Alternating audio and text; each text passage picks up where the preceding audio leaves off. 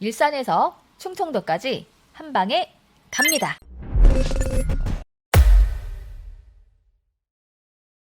미자분들 안녕하세요. 미세스 머니입니다. 지금은 투자할 시기가 아니라고는 하지만 그렇다고 부동산 공부에 손을 놓으면 안 되겠죠. 이게 기회가 될 수 있습니다. 부동산 공부할 때 따져보게 되는 것, 첫 번째도 입지, 두 번째도 입지라고 합니다. 그렇다면 입지 설명할 때 가장 먼저 살펴보는 것은 바로 교통이죠. 이 지역에 전철이나 SRT가 지나가는지, GTX, KTX가 신설되는 지역인지 이게 가장 중요하죠. 왜냐? 들어온 노선이 많을수록 사람들이 많이 몰리고 집값이 많이 오르기 때문이겠죠. 우리가 부동산 공부하는 이유가 솔직히 집값이, 땅값이 어디가 많이 오를까 이거 알려고 공부하는 거잖아요. 그렇기 때문에 전국적으로 호재가 되는 곳들을 알고 계시면 많은 도움이 됩니다. 적어도 수도권 쪽에는 관심을 가지고 특히나 교통망이 확충되는 곳 눈여겨보셔야 하기에 준비한 시간입니다. 2023년 수도권에 새롭게 신설이 되는 노선 꼭 알고 가야 할 지역 같이 알아보겠습니다. 2023년 개통되는 노선 중에 가장 빼놓을 수 없는 노선 바로 서해선입니다. 서해선은 2018년 6월에 이미 소사 원시선으로 개통이 되었는데요. 자, 바로 이 구간입니다. 소사에서 소세울, 시흥 대야, 신천, 신현, 시흥 시청, 시흥 능곡, 달미, 선부, 초지, 시우, 원시까지 해서 이 구간인데요. 지하철이 없던 동네에 지하철이 들어오면 천지개벽하죠. 시흥에서 전철 타려면 버스를 타고 부천역이나 역곡역, 소사역까지 가야 했는데 한 번에 소사역까지 가게 되니 이 라인에 있던 동네들 엄청 편해진 거죠.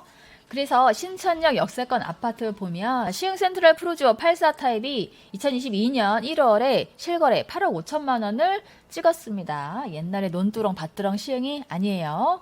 자, 이 중에서 눈여겨봐야 할 곳 바로 소사역입니다. 소사역은 1호선이 운행 중에 있고요. 서해선이 들어오게 되니 더블 역세권이 되었습니다. 이 소사역은 소사 원시선과 그다음에 대곡 소사선을 이어주는 중요한 역할을 하고 있죠. 자, 여기에 또 짚고 넘어가야 할 곳이 있습니다. 초지역인데요. 초지역, 여기도 눈여겨봐야 할 곳인데요. 2025년 KTX가 들어오게 되는 지역입니다.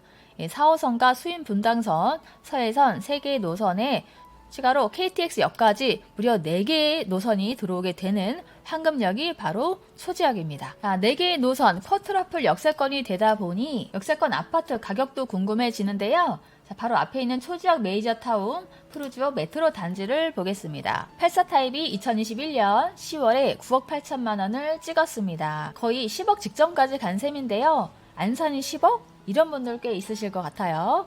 옛날의 안산이 아닙니다. 무려 4개 역이 지나가는 황금노선 초지역 중요합니다. 이제 다시 서해선 라인을 살펴보면 여기에 서해선이 위아래로 더 연결이 되는데 이게 위로 가면서 소사에서 일산 대곡까지 연결이 됩니다. 중간에 부천운동장역, 원종역, 김포공항역, 능곡역 지나서 대곡역까지 가게 되는데요. 이 중에서 또 중요한 노선 바로 부천 종합운동장역입니다. 7호선이 지나가고 있고요. 서해상과 함께 GTX가 들어오게 되는데요. GTX가 무려 2개가 깔립니다. 송도가는 GTX B노선 예정이고요. GTX D 노선까지 예정입니다. 대박 사건이죠. 무려 4개의 노선이 지나가는 황금라인 부천 종합운동장역 이것도 중요합니다. 자, 그 다음에 김포공항역 여기 빼놓을 수가 없죠. 5호선과 9호선 인천공항 가는 공항철도선 또 김포도시철도와 연결도 되고요. 서해선까지 들어오게 되면 무려 5개의 노선이 지나가는 황금 라인이 되고요. 이 김포공항역은 이 근처에 마곡단지가 있기 때문에 굉장히 중요한 핵심적인 지역이니까 이 근처도 눈여겨보셔야 하고요. 자, 여기에서 한강을 건너 이제 일산으로 넘어갑니다. 이 능곡역을 지나서 대곡역까지 가게 되는데요. 이 대곡역도 중요합니다. 대곡역은 현재 지하철 3호선과 경의중앙선이 지나가고 있고요. 여기에 추가로 오늘 설명하는 소사에서 대곡까지 23.3km의 대곡 소사선이 2023년 상반기에 개통이 될 예정입니다. 대곡역에서 끝나는 것이 아니라 경의중앙선, 철로를 공유해서 일산역까지 서해선이 이어지게 되는 거예요. 여기에 활용점점 대곡역은 GTX A 노선도 들어오게 되죠. 일산에서 서울역, 삼성역을 거쳐서 동탄까지 운행하는 GTX A 노선 정차역입니다. 여기에 고양선도 들어올 예정이라 향후 5개의 노선이 지나가는 대곡 역세권 개발 구역, 여기도 기대가 되는 지역입니다. 그럼 그 다음에 소사에서 내려가는 노선을 살펴볼 건데요. 아까 소사에서 원시까지 갔고요. 원시에서 송산까지 가는 노선, 이 원시에서 송산까지는 기존의 신안산선을 이용하게 되고요. 다음 송산에서 홍성까지 노선이 이어지게 됩니다. 이름에서 홍성-송상선, 발음하기도 힘드네요. 홍성에서 송산까지 89.2km 이어주는 홍성-송상선이 들어오게 되는데요. 이 충청도까지 가는 노선이 2024년 6월 개통 예정입니다. 송산에서 홍성까지 가는 노선 모두 새로 깔리게 되는 신설역이 되는 셈인데요. 하나하나 살펴보겠습니다. 송산에서 출발을 합니다. 송산역은 송산 그린시티, 너무나 기대가 되는 지역이죠. 이 송산 그린시티를 품고 있는 송산역이고요. 그 다음에 화성시청역입니다. 이 화성시청역은 남양 뉴타운이 인접해 있죠. 이 동네도 전철이 없던 동네에 전철이 들어오게 되는 건데요. 이쪽 라인이 모두 마찬가지입니다. 전철을 타려고 하면 모두 이 오른쪽, 이 중심 쪽으로 나갔어야 됐는데 굉장히 편해지게 됐죠. 그 다음에 향남입니다. 향남역에 들어오게 되는데요. 보시면 향남 1신도시와 향남 2신도시 중간으로 이 중심에 향남역이 들어서게 됩니다. 이 향남역 주변으로는 이 크고 작은 산업단지가 많기 때문에 이쪽에 있는 수요층도 이제 끌어당기게 되고요. 그 다음에는 한참 내려갑니다. 한참 내려와서 이번에는 평택으로 내려갑니다. 평택의 안중역이 들어서게 되는데요. 이 안중역이 들어오게 됨에 따라 안중역 근처 땅값 많이 올랐죠. 이 안중 주변으로는 신도시가 별로 없는데요. 기존의 구도심을 끼고 있고 바로 옆쪽으로 유일하게 평택 화양도시 개발 구역, 이쪽이 더 활성화가 되겠죠. 평택이 지금 고덕 쪽 그리고 지제역 쪽에 개발을 많이 하고 있는데 상대적으로 이 서쪽 라인이 좀 소외받고 있었는데 이번에 안중역이 조만간 개통이 되면 이 서쪽 지역도 많이 좋아지게 되겠죠. 그 다음에 이게 쭉 내려와서 충청도로 갑니다. 충청도 아산에 있는 인주역으로 가게 되는데요. 이쪽은 물론이고 이 근처에도 지하철이 없기 때문에 지하철을 타려면 여기까지, 이 천안까지 왔어야 했는데 지하철이 없던 동네에 지하철 선로가 깔리게 됩니다.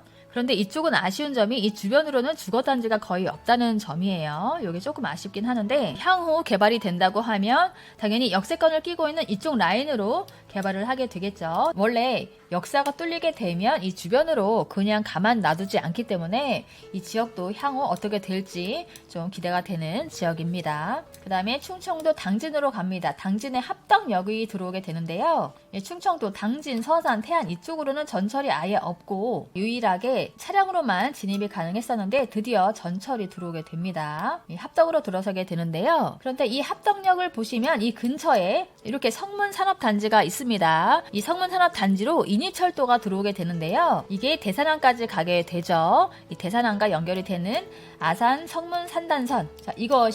이게 이 합덕역과 연결이 됩니다. 이 아산 성문 산단 인입선은 2025년 설계에 들어가서 2027년 개통 예정에 있는데요. 이 성문 산업단지와 이 대산항, 이 서해라인을 다 연계해서 철도 물류 수송 체계가 확보가 되는 것이라 의미가 큽니다. 이것이 이 합덕역과 연결이 된다는 거. 그래서 이 당진 쪽도 잘 보셔야 하는 게 당진도 이렇게 신도시가 들어서게 되고요.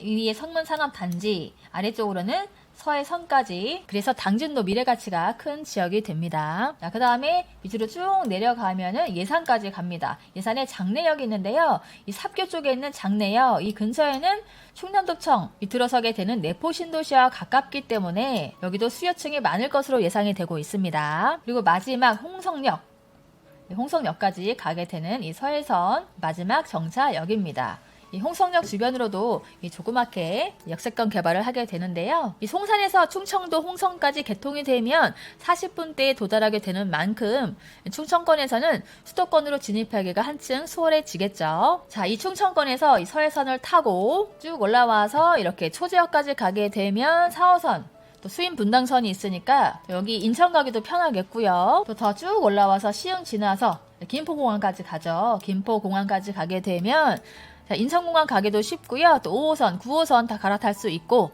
또 일산도 가고 이 충청도에서 일산까지 차 타고 가려면 한숨 먼저 나오죠. 또 반대로 말해서 차 끌고 충청도까지 일보러 가게 되면 여기 뭐 서울 빠져나가는 데만 1시간 넘게 걸립니다. 하지만 이 서해선을 타고 쭉 내려오게 되면 평택 서쪽 그리고 당진, 예산, 홍성까지 한 번에 올 수 있게 되겠죠. 자, 우리 홍성까지 가면 어디를 많이 가시나요? 자, 홍성하면 안면도 빼놓을 수가 없죠. 안면도 많이 가는데요. 안면도도 이제 전철로 갈 수 있게 되는 시대가 옵니다. 홍성역에서는 당연히 안면도 가는 버스가 있기 때문에 그거를 갈아타시면 되겠죠. 어쨌든 위아래로 서쪽 라인 그야말로 신세계가 열리는 곳이 많아지게 됩니다. 오늘은 2023년 개통이 되는 노선 중 중요한 의미가 있는 서해선에 대해서 하나하나 살펴봤는데요. 서해선은 현재 공정률은 91%입니다. 하지만 민원과 토지보상 등으로 6개월에서 1년 정도 미뤄지게 되어서 원래 개통 시기는 2023년이었으나 지금 개통 시점이 늘어났습니다. 2024년 6월 개통이 목표인데요. 하반기쯤 되지 않을까 합니다. 조금 더 기다려 봐야겠죠. 그동안의 개발 계획을 보면 주로 중심 쪽으로 개발을 주로 했었는데요. 제2경부고속도로도 그렇고 GTX-A 노선 연결도 중심축으로 이루어졌는데요. 그에 비해서 서쪽은 개발 압력이 낮았었는데요. 하지만 이 서해선이 뚫리게 되면서 탄력을 받게 되겠죠. 길게 보면 일산에서 내려오는 라인이 부천, 시흥, 화성 서쪽, 평택 서쪽, 그리고 충청도까지 내려와서 아산, 당진, 예산, 홍성까지 서축으로 한 방에 뚫리게 되니 앞으로는 서해시대라는 겁니다. 서해라인 그 중심에 서해선이 있습니다. 서해선 개통도 얼마 남지 않았고요. 서해선이 지나가는 지역 눈여겨보시고 전철이 없던 동네에 전철이 들어오면 어떻게 되는지 미리 파악해서 부동산 공부하시면 도움이 되겠죠. 제가 왜 이렇게 중요 지역을 콕 집어 드리냐면 지금은 투자할 때가 아니라고는 하지만 이걸 기회 삼아 투자하시는 분들도 있고요. 또 이 기회에 집값이 꺾였을 때 내 집 마련해볼까 하시는 분들도 도움 되시라고 알려드리는 겁니다. 자, 어느 지역으로 들어가야 하는지 힌트는 다 드렸습니다. 그럼 오늘도 미세스머니의 영상이 도움이 되셨다면 구독, 좋아요 꼭꼭 눌러주시고요. 저는 다음 시간에 만나요. 안녕!